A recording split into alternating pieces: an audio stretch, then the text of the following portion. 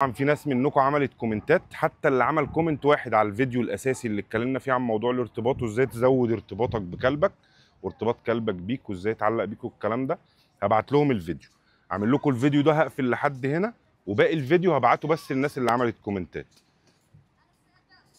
يلا، ازاي بقى تخلي كلبك مرتبط بيك ويدور عليك ويبقى بيحبك ويفرق معاه وجودك؟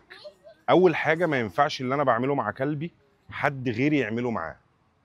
ما ينفعش اكون انا بطبطب على كلبي وانا بلعبه وكل الناس بتعمل معاه كده، اخرج اصحابي يعملوا مع نفس الكلام، واحد صاحبي يقول لي هات وامشيه، يبقى اصبح ان الكلب ما بيلاقيش في فرق بيني وبين الناس الغريبه. بالعكس، بسبب عدم وجود الناس الغريبه دي باستمرار هيخليه هو دايما متطلع لوجودهم، بيدور عليهم امتى يبقوا موجودين عشان المتعه اللي بيلاقيها معاهم اقل مني، فبالتالي هي اقيم.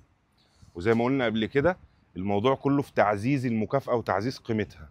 شرحت لكم اكتر مره، يعني اكتر من مره قلت لكم مثال زي الست اللي عندها صندوق ذهب بتبقى متطلعه انها تجيب الماظ. يعني ايه؟ يعني باختصار تعزيز المكافاه في تقليل وجودها ووضعها في وقتها المناسب. ده بالنسبه لموضوع اللعب والطبطبه وحتى الشاور، حتى كل اهتماماتك بكلبك واهمهم الاكل. عايز كلبك يهتم جدا بوجودك ويفرق معاه وجودك، ما تاكلوش في طبق.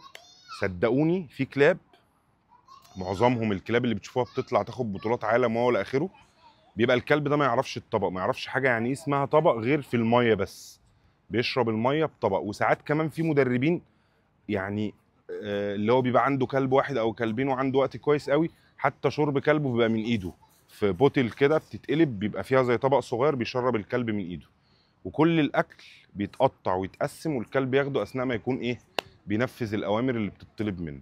يبقى اهم نقطتين: ما ينفعش حد يلعب مع كلبي ولا يعمل معاه الحاجات اللي هو بيحبها غيري، وما ينفعش اكل كلبي في طبق.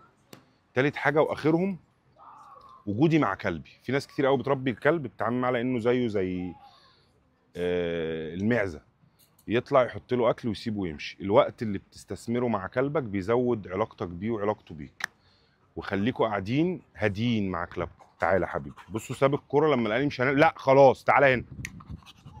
ساب الكوره لما لقاني مش بلعب وجي يبص عليا، وانت قاعد ليه كل ده؟ فالفكره في ان انت برضو ما تبقاش بتتكلم كتير مع كلبك على الفاضي، ما بتكررش الامر كتير. هو بيسعى انه يفهمك وانت كمان لازم تبقى فاهمه. خلاص، ما تقطعهاش، مش لازم تقطعه. يا رب اكون عرفت اوصل لكم المعلومه. اللي عجبه الفيديو ما ينساش يعمل شير ولايك، ولو ليك واحد صاحبك عنده كلب شايف ان العلاقه بينهم مش مظبوطه ابعت له الفيديو ده. سلام.